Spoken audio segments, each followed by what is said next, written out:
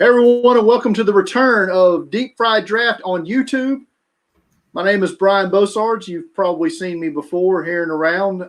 DeepFriedDraft.com is where my main domain is. Tonight, for all you degenerate gamblers out there, this show is for you. We're going to talk about 2021 NFL Draft prop bets. I pulled all these prop bets from DraftKings.com. You can, in most states in the union, you can go to DraftKings and bet your heart's delight. You can't in Alabama because this state sucks. So, that being said, for everybody who lives outside the state of Alabama, let's bring in my guest tonight. He is the fantasy and draft analyst for Fake Pigskin. He's the co-host of the Devy Marketplace podcast, and he's my longtime friend, Shane P Hallam. Shane, how you doing tonight, buddy? Hey, I'm doing good, Brian. Thanks for having me on, man. It's going to be a good time. I'm excited to talk about these and, excited to be on with you. I know, like Pennsylvania, we can bet, but not on the draft. So it's I'm with you. It's kind of sad. So bad. Yeah, they just put a rider in that it has to be an athletic competition, so the draft is out. What a bunch of crap. I don't know how things are going to go at the Mississippi casinos that are about an hour away. There's a sports book at every casino over there now, so they may have some action on those. So maybe if there's some of my local Alabamians here watching, they can ride on over maybe and make some money on these. You can also actually drive across the state line and play DraftKings. You can do that. Yep, absolutely. It's weird. So yeah. But yeah, Shane, when I thought about this, I thought about these draft props. I heard some different, you see it on Twitter, people throwing it out there, and you're the first guy I thought of as, hey, let's get Shane on here. Shane likes to bet. Shane likes to gamble. So let's get Shane in here and let's talk about some of these. But I'm trying to give a little background on our relationship here, Shane. You're probably the first friend I made in the draft, NFL draft community there. A fellow draftnik. We probably met at the Senior Bowl. What, probably 9 years ago now. Yeah, it's been a good minute. We were a lot younger then. A lot less gray, gray and the goatee there. And but yeah, you've always been a good friend of mine, and always helped me out anytime I needed any help. So I just want to say I appreciate that, Shane. No, it's been a pleasure for sure, and it's been nice, like, meeting someone in person that I think we had interacted on Twitter a little bit before that, so that was really awesome. And yeah, I'm happy to do this because I don't really get to talk draft props anywhere else, so this is going to be a fun show. Yeah, I think it's going to be too, and I think we're going to help a lot of people out here tonight. Make a little extra coin going into the month of May. Everybody's got those spring cleaning, home renovation projects. I'm in the middle of one myself, so But so yeah, let's get right into it, Shane. The first one I want to talk about is we know what the first pick in the draft is. It's Trevor Lawrence to Jacksonville. There's no sense in even betting money on that. There's no fun in that. Same at this point with the second pick and Zach Wilson to the Jets.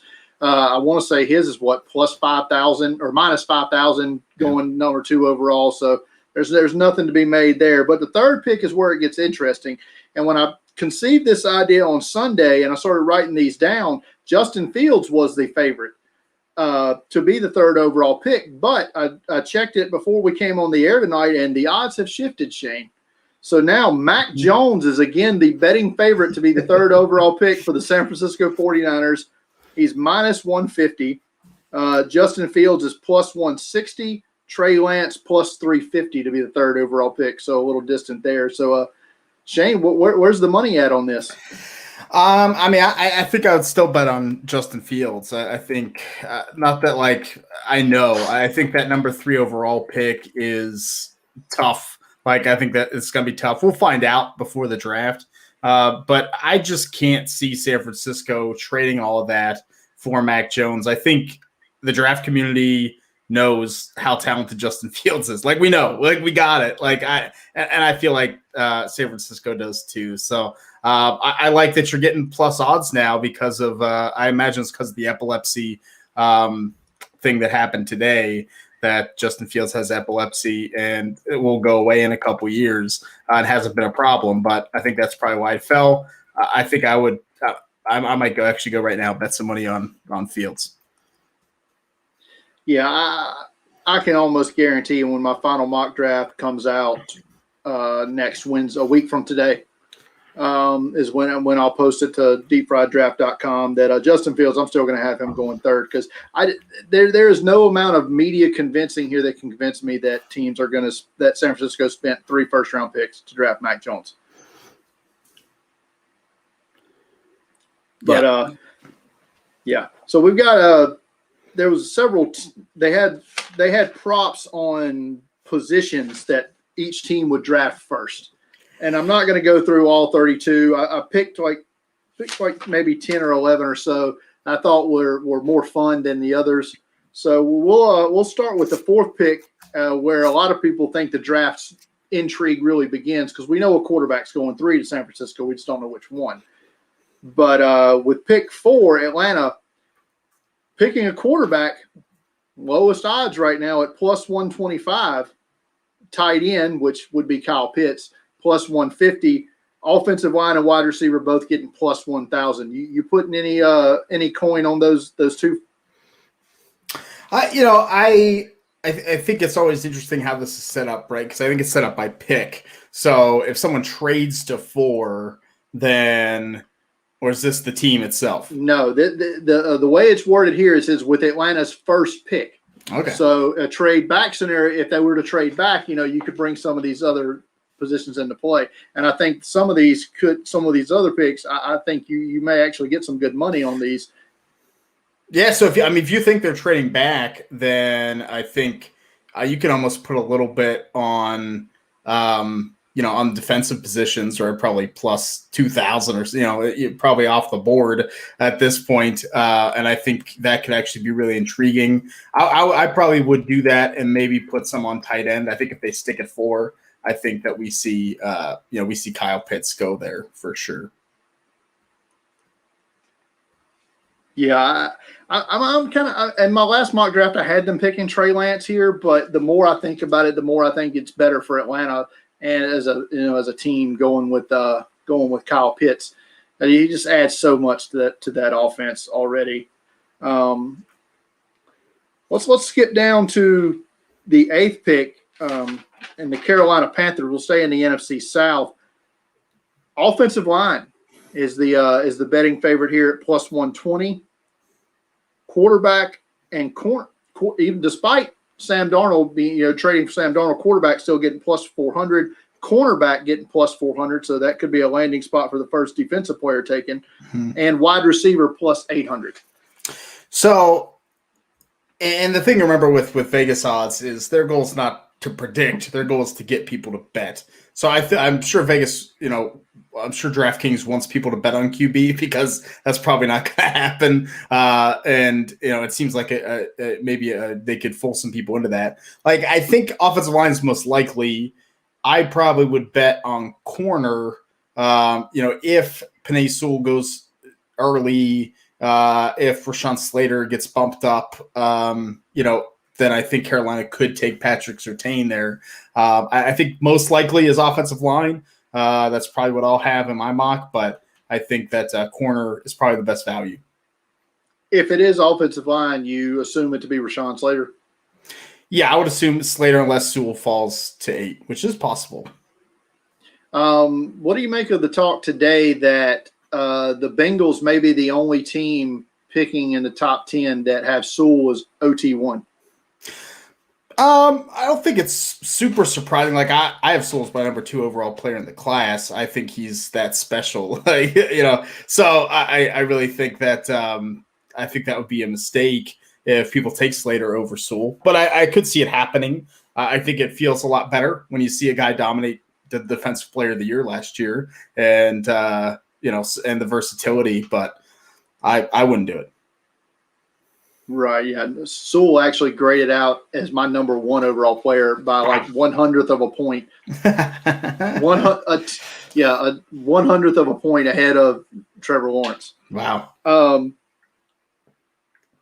Well, the ninth pick, because speaking of quarterbacks, is a team that's long been rumored to be going with a quarterback in round one because Drew Lock is, well, he's Drew Lock, is the Denver Broncos at the ninth pick. Now, this could be a situation where the quarterback falls like Trey Lance, or they trade up.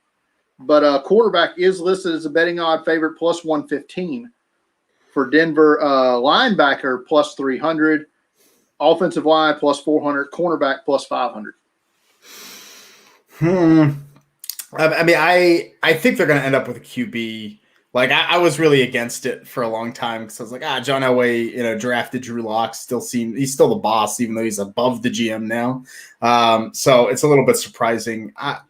But it feels like if Carolina's not taking one anymore, if no one moves up to 4, then Denver is kind of that team. Like they're in the top 10. They can move up a couple picks easily compared to New England, Washington, Chicago. So it almost feels like I think Trey Lance is going to end up in the Broncos. I think if I could bet player itself, I would, bet on him pretty hard.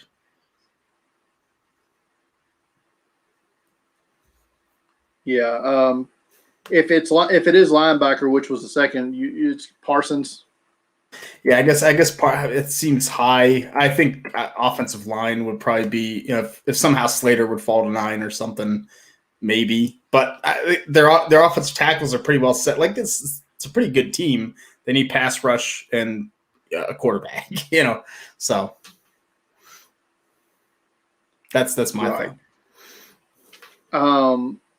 Let's go back to a team that's moved all around here in the first round. They had the 3rd overall pick from the Texans, moved back to 12 with San Francisco, and then like a day later moved back up to 6 with Philadelphia. Just odd movings around. But it's the Miami Dolphins, another team who everybody thinks is just let's add weapons for Tua, and I get it. So much so the wide receiver is minus 134 for them. That seems to be the common thread. Tight end plus 225, which would be Pitts if he falls to 6. Yeah. Offensive line plus 400. And one that interested me because we've heard them talk about moving back again after they moved up was linebacker plus 1,800. I put a star by this because I'm like, okay, let's say Miami moves back out of 10 to 10 or so. Is Micah Parsons in play if they were to move back? I mean, that might be worth taking a flyer on, right? I think for that price, absolutely. I mean, even if it's a little further, maybe it's Zaven Collins, maybe it's Azeez Ojulari. Like, I think there's a lot of linebackers in different roles, and it's probably a good position generally to bet on in this draft because so many different teams could take a linebacker in a different role. And no one's like looking at it. If I remember correctly, not many teams were like linebacker is minus 120. It's not a position where that happens, but we're probably going to see 3 or 4 go in the first round. So yeah, I'd probably do. I mean, I think if they stick at 6, I think they take one of the Alabama receivers, probably Jalen Waddle at this point. And even if they move back a little bit, he's still a real possibility. But linebacker, I put wide receiver / linebacker because I think that value is nice. Right. Yeah, I do too. I put a star, like I said. I thought that was good value, especially in a trade back. You would be banking on the trade back there if you're betting the linebacker because if they stay at 6, it's not Parsons, no, or any other linebacker for that matter. Minnesota, a lot of mock drafts, they all seem to be focused on either edge rusher or offensive line. That seems to be in every mock draft for the Vikings. Offensive line minus 110 as of today for Minnesota. Defensive line plus 250, and cornerback comes in at plus 400.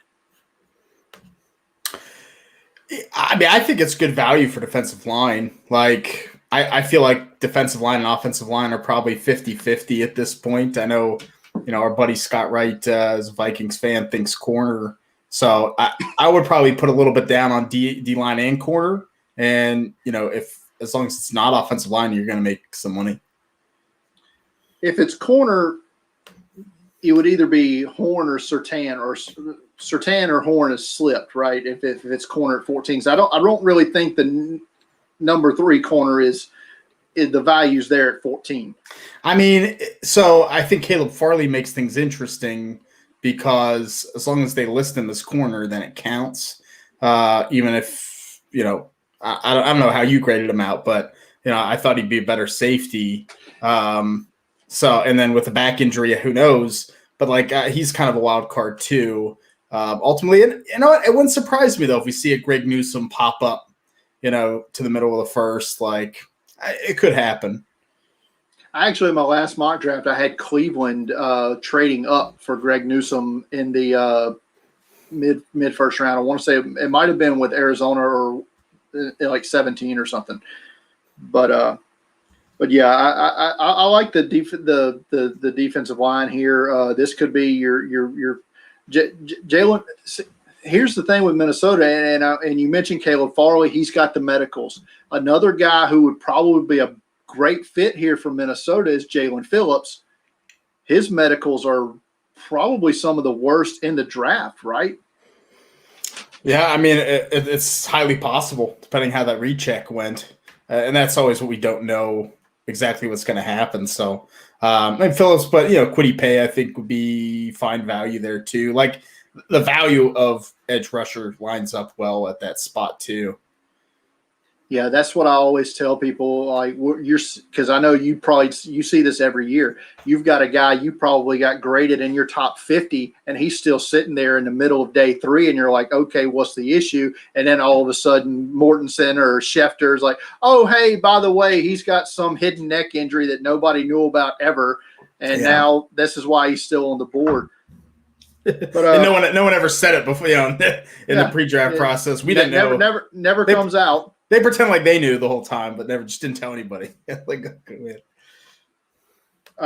Philadelphia is another. Philadelphia had the 6th overall pick, moved back with Miami and Miami's second trade back to 12. But DraftKings still thinks they're going wide receiver here at 12, plus 150. Nothing definitive there, though. Plus 150, corner plus 175. And then you get higher odds here for offensive line at plus 500 and linebacker for plus 800. Yeah, I mean, it's really tough between those top two. Because I think if Devonta Smith is there at 12, that feels like a hard pass. It feels like hard to pass on him. But I think the same about J.C. Horn. If he's sitting there, I think both those guys fit fine. I probably would go corner just for slightly better odds because I think it's 50-50. And figure J.C. Horn maybe will be sitting there.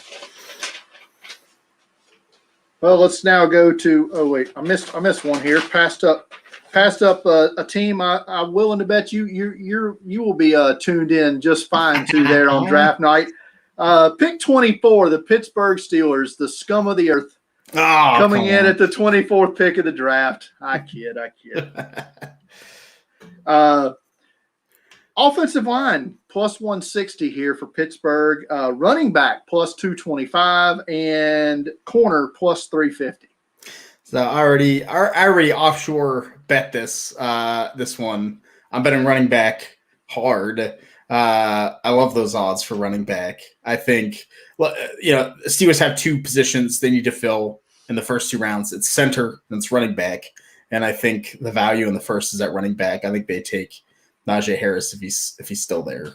If not, I think it'll be Travis Etienne. So you think it'll be Etienne even if Harris is gone? Yeah. I mean, the interest has been very strong for both of them from the team. The Steelers aren't a team that smoke screens anything ever. They bring guys in for workouts and they draft them. That's what they do. So that's pretty much what happened with those 2 running backs, even though we didn't have workouts this year. I feel fairly confident. Like I said, unless they wow everyone and take a Creed Humphrey or reach for Quinn Miners or something, I think it'll be running back. What about Landon Dickerson? I just think that medical. I mean, I don't know if we're going to talk about it later, but I mean his over under has fallen drastically, almost out of the first round. I don't know if he goes in the first anymore. Yeah, the report came out today that his medicals were starting to scare off some teams. And I said something similar about Jalen Phillips yesterday, and I think the same may actually apply to Landon Dickerson here. I think you may see roughly 40 to 50% of the teams don't even have either one of these guys on their draft boards because of the medicals. I mean, Dickerson never finished a year in college healthy. Jalen Phillips, almost medically retired from concussion. So I feel like that's going to scare a good amount of these teams off. Yeah, I agree. And that's always the toughest thing for us to try to guess because you don't know. You really don't. But I think this is one way Vegas odds can help you mock too. Like seeing Dickerson's fall so far, I think does say something. Yeah. Let's get back into the top 10. We'll bounce back into the top 10 here in the Cincinnati Bengals, team near and dear to my heart. Been furious debate in the Houday Nation there, Shane. Chase, Team Chase, hashtag Team Chase, hashtag Team Sewell. I'm Team Chase. Just based off, I feel like the depth at offensive tackle is so good that there's gonna be guys there available at 38 that you can draft.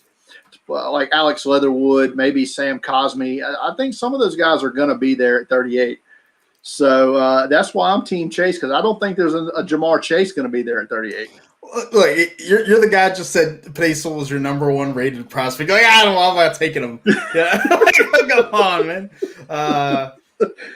No, look, I get it. I mean, I think the Bengals starting tackles are set. Like, I think even if they drafted Sewell, I'm not sure he would definitely start. He's starting at right guard, I believe. If which they wouldn't do that. They wouldn't do that. There's no way you could draft that guy at 5 and start him. It'd be better not start him at all than take it, which makes me think it's going to be Chase. I mean, I agree with you. I think interior line might be the way to go. Maybe it's not. Which I think Leatherwood would be a nice fit because I think I would like him at guard. Or one of the actual guards, might be a possibility. I've long advocated for Creed Humphrey if he's on the board at 38 to be the pick. I think because I don't know that Trey Hopkins is going to be 100% to start the season.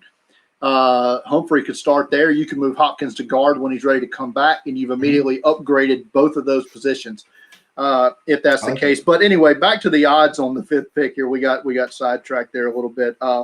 Offensive line and wide receiver both plus 120. They're giving nothing away here. Tight ends plus 250. Throwing a bone to the hashtag Team Pitts people. Yeah. I probably actually kind of like that they're both plus 120 because I think it's good to take a shot. I think they'll take Chase. I do. I mean, the only thing that stops me is that Chase was on the same team with Joe Burrow. I feel like that almost never happens, and we always want that to happen. And like everyone's like, oh, Chase is going to Cincinnati, Alabama receiver going to Tua in Miami. And like this draft's just gonna be all of those. I don't know. It just feels weird, but I think it will be Chase, and that's gonna be a dangerous passing game if so. I will say this. If it's Sewell, I'm happy. Yeah. If it's Jamar Chase, I'm happy. If it's Kyle Pitts, I'm happy. You just added an elite talent to your roster on a team that they need a lot of elite talent. So yeah, I'm good either way. Dallas, always intriguing what Jerry Jones is going to do with the 10th pick. And but have you seen a mock draft that didn't have Dallas picking a corner at 10? Not many. I think there's been a couple linebacker in there, but like 10 feels high for a linebacker. Maybe Micah Parsons, but I'm not sure how that fit is. So it require a move back. It feels like corner, unless somehow Surtain goes higher. I think he's going to be the guy, right?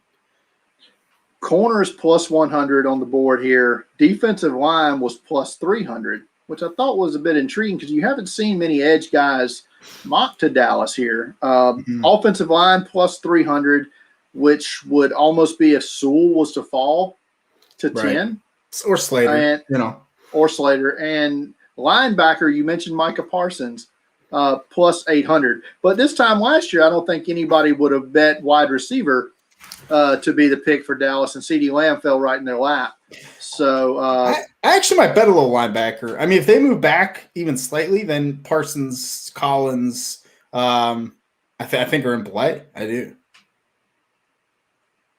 there's a name that I don't think I've had him in a mock draft since my first one, but I feel like he'll be in my last one because I almost have to at least get him there, if nothing else, to get the 1 point for the scoring. Is Jeremiah Owusu-Koramoah from Notre Dame. And there's another guy that I think is probably going to go higher than maybe a lot of us are mocking him right now. And basically what I've read today is if he's there if he's still on the board at 30, Buffalo's gonna run the card up. But I think he's going top 20. I'll say that. Yeah, in a move back, I could see that. For Dallas, him being a play for Dallas there. So maybe a little coin there on plus 800, huh, Shane? Yeah, look, I might go try to bet that, right now. Everybody's favorite punching bag in the top 10, and our good buddy Kent Platt there at MathBomb, relativeathleticscores.com is the greatest ever if you're into that sort of thing like I am. But big fan of the Lions there, and wide receiver plus 120 there. And it gets a lot deeper from that. Linebacker plus 450, offensive line plus 500, quarterback plus 500. I wish they had trade back as a option to bet here, because I'm willing to bet that would probably be ahead of linebacker as far as betting odds. Yeah, man, it's tough because the depth chart screams receiver. But they do need a tackle, though. Like if Penei Sewell or I guess Slater, if he's the offensive tackle one, are there at 7, which seems like a real possibility. Like, do they really pass on that when they need a starter, a right tackle? Sewell's been working out at right tackle. I think I'd probably just make a little wager on the long odds for O-line, even if like a lot. Even a receiver just feels not great. Like who are they taking at 7? Assuming Chase is gone, It'd have to be Waddle. What? Yeah, at 7. I would think Waddle would. I guess it'd have to be, right. Or what if both of them? What if both of them are gone? Right. What if Miami takes Waddle? I don't think I take Devonta Smith. I don't know. Then that brings up Detroit being my favorite spot in the top 10 for a trade back. Yeah. If you told me to pick any team in the top 10 that's going to move out, I'm picking Detroit. And I tell you, the team that I think matches up well in a trade in this scenario we just spoke of, where both the offensive tackles are still on the board, is the Los Angeles Chargers, who need a starting tackle. And Tom Telesco, their general manager, he trades up a lot. Mm-hmm. And so I think that those two could hook up there, and you could see the Chargers coming up to get that offensive tackle, either Penei Sewell or Rashawn Slater, whichever one they like more. In Detroit spot, they're in full rebuild mode. You'd probably get a second, and maybe a second next year in a move back there to 13, something along those lines. I think that would work out well for the Lions. Yeah, that'd be great. That'd be great for them. And then that brings in your linebacker plus 450 there. You move back to 13. That feels a lot better for Micah Parsons at 13 than it does at 7. Right. Yeah, that's true. Detroit's so tough. The team I don't think either one of us really like, but they are one of the deepest teams in the league right now. The Cleveland Browns, pick 26. Feels feels like they finally got it. They've got one of the deepest rosters in the league, so there's not really a whole lot they're going to be able to add. Probably starting wise, maybe I think probably corner is probably going to be your biggest need here, but that's not even at near the top of what the DraftKings has here. They have a linebacker plus 250, defensive line plus 300, which seems a bit off now. You wouldn't think that they would do that after signing Clowney and McKinley, but I guess it depends on who's on the board. Wide receiver plus 300, cornerback plus 400, and offensive line plus 600. Yeah, give me corner all day. I think like that feels like really good value. I'm gonna see. You're gonna make me spend all this money. I'm gonna bet that too right now. Sorry, Shane. No, that's fine. Sorry to make you come out of pocket here. No. If I hit one of them, like it's money. Who are some corners that you like here? If they stay put at 26 and don't come up, because Surtain's gone, Horn's gone. Yeah. Greg Newsome's probably gone. Caleb Farley maybe gone, maybe not.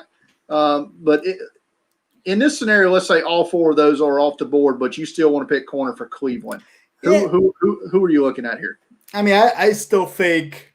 I like what you said before about moving up for Newsome. I think it's possible. I mean, I still think Asante Samuel Jr. has a shot. I think Ifitu Melifonwu from Syracuse has a shot. Like, I do think there are others that could go, especially when you talk about 26. Like, the first rounders are done.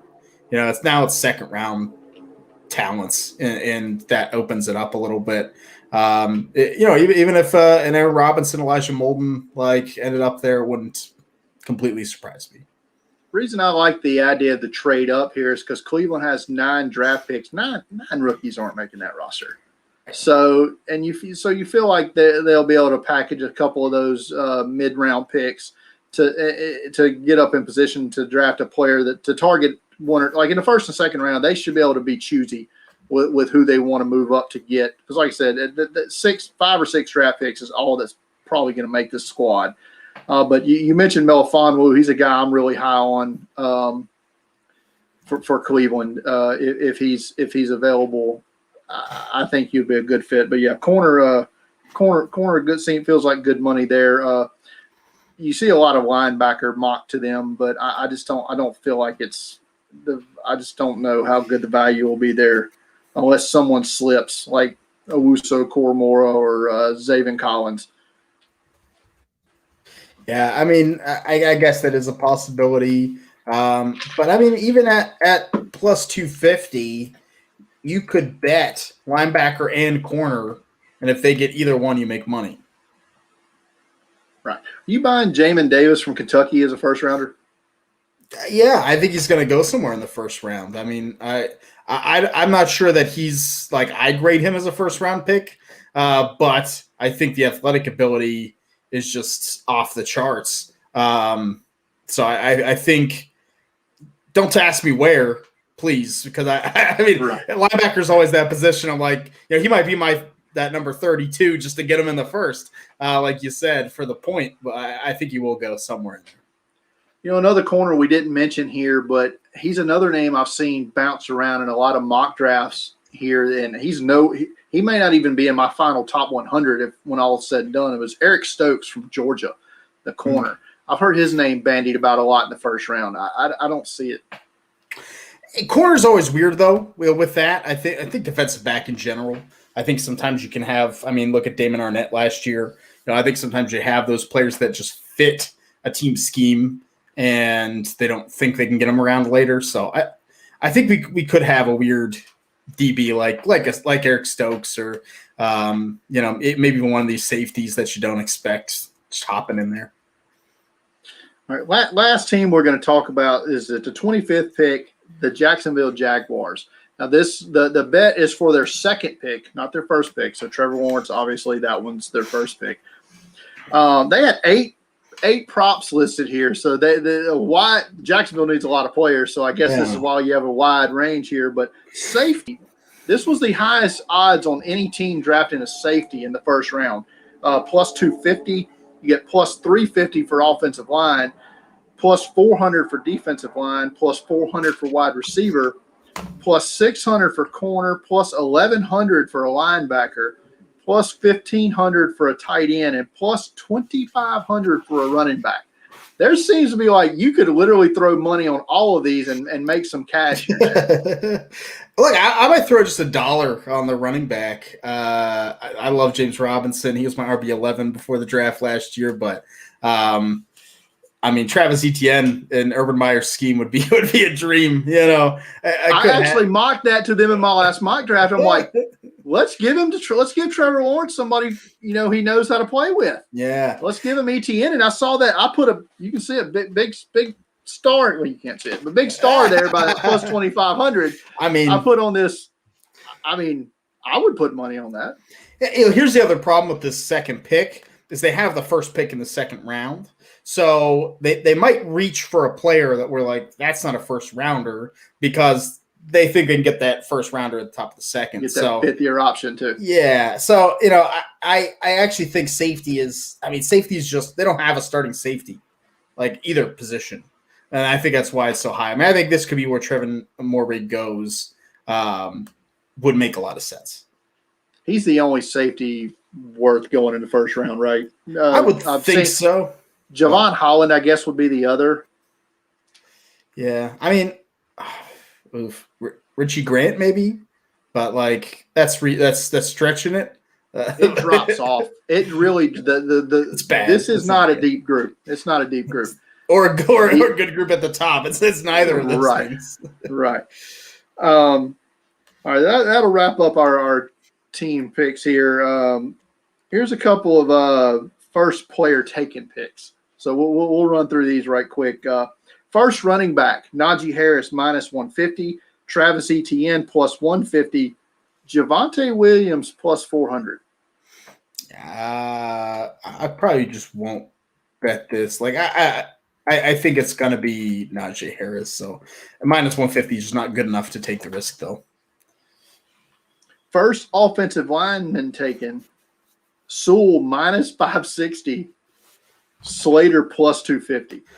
I think you got to bet Slater. I think it has to happen like now, right? I mean, it's well worth betting that. First linebacker, Micah Parsons minus 335. Jeremiah Owusu-Koramoah plus 500.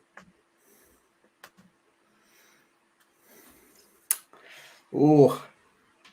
Is there more? Can I like those were the only two that were worth because I was like, if you give me like Zaven Collins for plus Ojolari. Zaven Collins Ojolari was also listed. Yeah. I mean, I think I might just go like out of those four, I might go with the best odds. That seems a little rich for Micah Parsons to me. I would not bet that on him. But here we go. Azeez Ojolari plus 700, Jamin Davis plus 1,000, Zaven Collins plus 1,600. Look, I would bet Zaven Collins plus 1,600, just a little. Put a buck, get 16. I'd be down though. I would do that. See, this is what gets me in trouble betting the draft. Is I'm just like, you know what? I think there's a you start overthinking it there a little bit. It's just it's a non-0% chance. So like it's worth betting, but you need something to hit.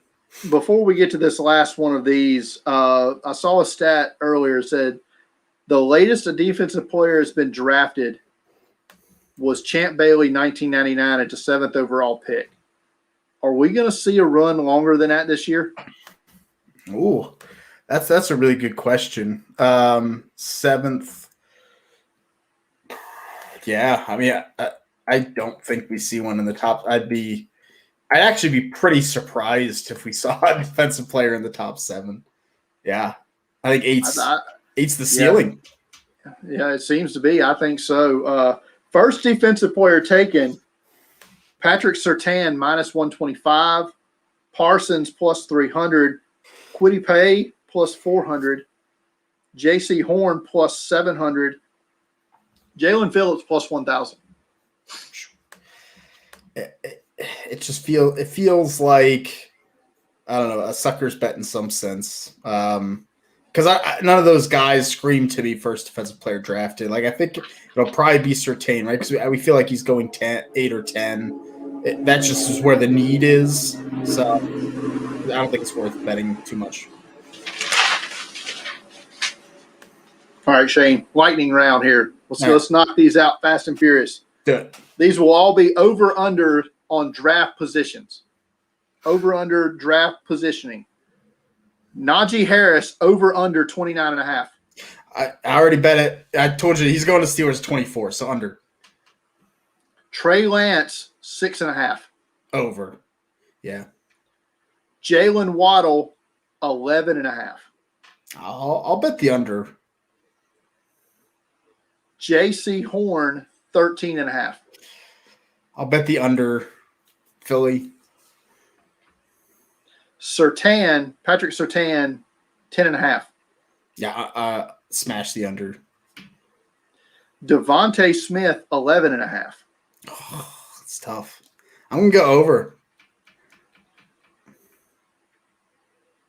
Elijah Vera Tucker, offensive guard / tackle, Southern Cal, 16.5. Like,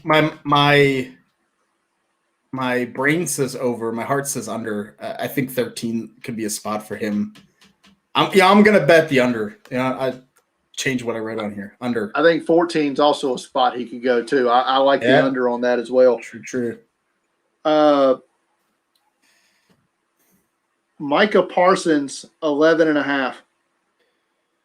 Oh, man. Dude, I have no idea on Micah Parsons. I'll bet the over just for the character concerns. Penei Sewell, 6.5. Over. It's got to be over. Kyle Pitts. Oh, for the record, I added some numbers here. Over pays plus 103, under minus 129. Yeah. Kyle Pitts, 5.5. Under. Yeah. Jamar Chase, 6.5. Under. He's going 5. And finally, we kind of talked about this earlier. Landon Dickerson, now listed at 31.5. Oh, my God. He's dropping like a cannon. I'll still take the over. I don't think he goes in the first.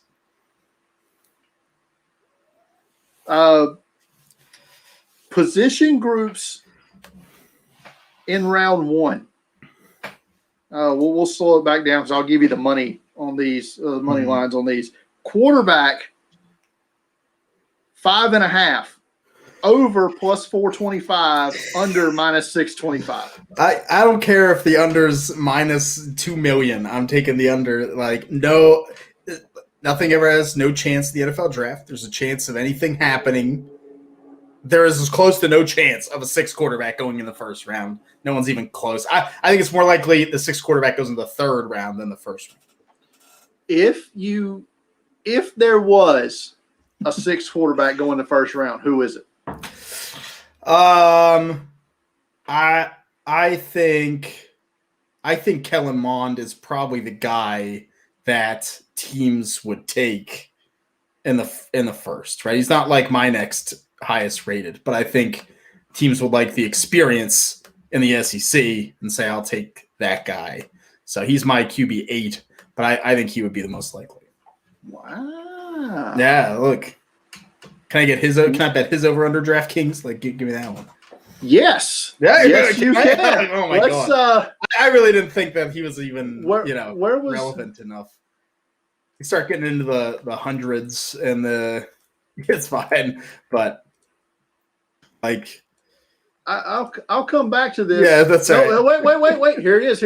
Right, Kellen Mond, what round will he be drafted in? You want to get on that round 1 action, Shane? How much is it? Plus 1,800, Kellen Mond in round 1. I don't think I could do it. No, but round 2 plus 500, round 3, round 3 plus 250, round 4 plus 200, round 5 plus 250, round 6 plus 600, round 7 plus 1600. So apparently the sweet spot for Kellen Mond is round 3, 4, and 5. Yeah. See, like, I think I could, I haven't finalized yet, but I think top 100 is possible. Like, I might bet round 2 and round 3, you make money that way. For the record, per DraftKings, if the lowest odds of the sixth quarterback going in the first round, they had Kellen Mond at plus 1,800, Davis Mills from Stanford plus 1,300. I'm not a big Davis Mills guy. Kyle Trask, who I do like, not as a first rounder, but I do like Kyle Trask, plus 800. So, I think Trask could be third on my list for guys. I like Trask to use my QB6, but I think he's least likely to go in the first. Yeah, I've been trying to will this into existence the last 2 weeks now. I think the Saints trade out at 28, get into like the 40 to 42 range there in the second round, and take Kyle Trask with their first pick in the second round. That's one because I just think his fit with Sean Payton. I think it's good for him, good for the Saints. I like that fit a lot. But running back over under half. Over. I mean, I think Najee at least is going. The over is minus 250, under plus 190. Yeah, I still don't think the under is worth betting. Probably just not worth betting that one at all, is it? No, not really. Here's an interesting one because I don't know who the fifth would be. Wide receiver 4.5. The over is minus 200. The under plus 155. I know who the fourth would be. I assume it to be Rashad Bateman. Who is the fifth? Who is the fifth? Who is the sixth? I think we can. I think Kadarius Toney is going to go in the first. I mean, I think that's almost a done deal. And I think at least one of Bateman and Elijah Moore will, maybe both. So you're with the over here. I would smash the. I think if it was 5.5, I'd bet the over, and I'd almost rather that. Yeah, here's a definite under. I think for both of us, tight end 1.5. I mean, like, look. What are the odds? The over is plus 325. The under minus 455. Yeah. I would need a more like. Is there a non-zero chance Pat Freiermuth goes in the first? Non-zero, but I don't think it's going to happen. But I can't bet minus 425. No, I'm not a big Freiermuth guy either. No. But I can't go with that. This one is even on both, minus 112 over and under. Offensive lineman 6.5. Dude, it's so hard. Like. 1, 2, 3, 4, 5. Like, I feel strongly about 5 offensive linemen, which makes me want to bet the under. But offensive line's that position where teams. You almost always see a run right there in the late 20s where teams just start grabbing rando tackles. Who was it? I can't remember his name off the top of my head. I feel like he played at Mississippi State, but Green Bay drafted him with pick 32, and you're like, this is a first-round tackle? I can't remember his name, though. That's been many years ago. Defensive linemen, which would encompass, I assume, edge rushers and interior defensive players, 4.5. The over getting plus 110, under minus 137. 4.5 defensive linemen.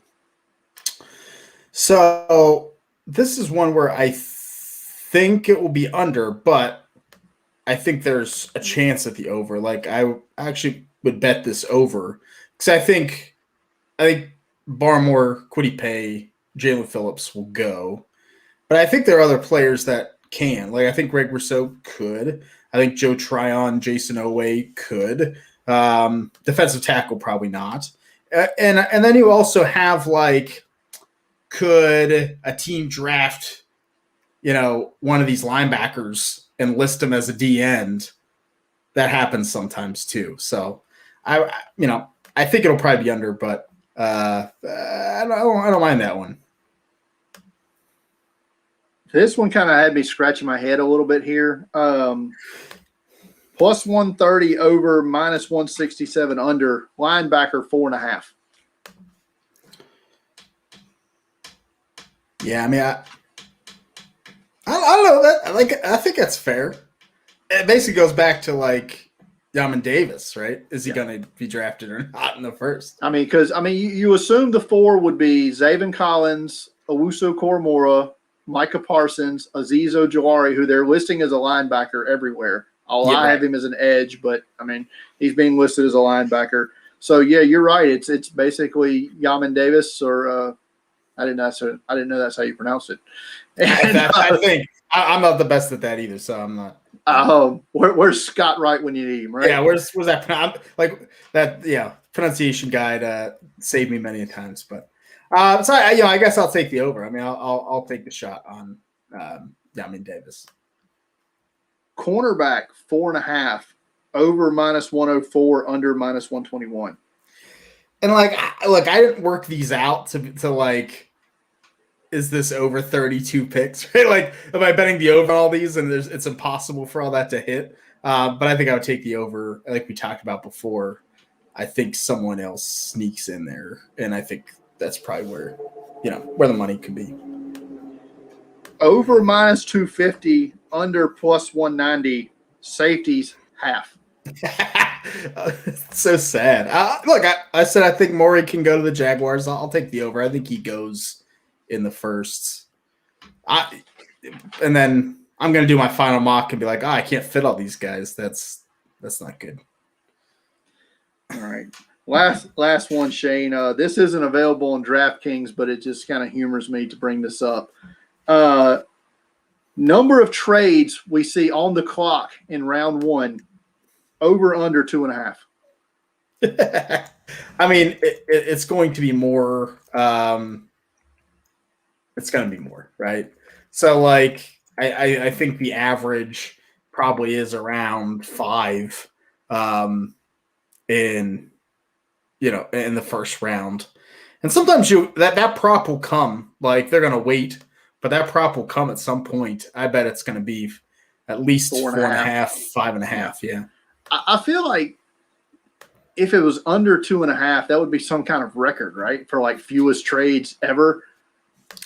Basically, what you need is for all those trades to happen before the draft. Like, they have to happen next week. And that's just not how it works. No, I think we've seen our last pre-draft trade. I don't foresee Atlanta making a move before they get on the clock. Yeah, I mean, I think Atlanta. I think it could happen. I think because we know the first 2 picks. If teams feel good that they know what San Francisco is doing, like maybe, but yeah, you're probably right. It probably won't happen. All right, Shane. Well, that's we've been going at this for almost an hour now. That's a lot of gambling advice there we've given out tonight. So yeah, Shane. Guess we might have a bigger announcement from one of these videos later on in the summer for people to get ready for. But we'll leave them in suspense on that for now. But tell everybody where they can find your work right now, Shane. Absolutely, you can find me over at fakepigskin.com. That's where my final mock, my top 100 will be. Check out my podcast, the Debbie Marketplace, wherever you get your podcast. Brian was on a month or so ago. We did a first round mock, and we just released today our final episode like that. So we had 3 guys on, some good. Jason Pruitt, who won the mock draft contest last year for the Huddle Report, was on. So I'm going to steal some of his picks now, and it'll be good. So listen to that if you want. And yeah, it's good. It's good. I appreciate you having me on, man. It was a good time. Yeah, I had a good time with this, Shane, and yeah, we'll definitely do this again. Do this again here pretty soon. I'll be listening to that mock draft podcast definitely over the next couple of days. I might swipe a few for myself as well. I like it. All right, Shane. You have a good evening now. We'll see you soon. See it. That was Shane P Hallam from fakepigskin.com, a longtime friend of me. of mine, and always fun talking draft with Shane and stuff. But hope you enjoyed that. Hope you're going to go out and make you some money, be it at DraftKings. Who, by the way, DraftKings, if you're listening, Deep Fried Draft, always looking for sponsorship opportunities from good folks like yourself. So hit me up. But on that note, again, thanks, Shane, for coming by. And everybody go to their local casino, go to your local bookie. I don't care how you do it. Make some money on this. What we just, all this knowledge we just dropped on you from the NFL draft. Prop bets, 2021 NFL draft prop bets. And until next time, might have another video coming up for you here this weekend. I think we'll have a little fun with that one. Everybody enjoyed that. So until next time, go to deepfrieddraft.com. Follow me on Twitter at deepfrieddraft, and pretty much every social media outlet. Search Deep Fried Draft, and I'm there. But until next time.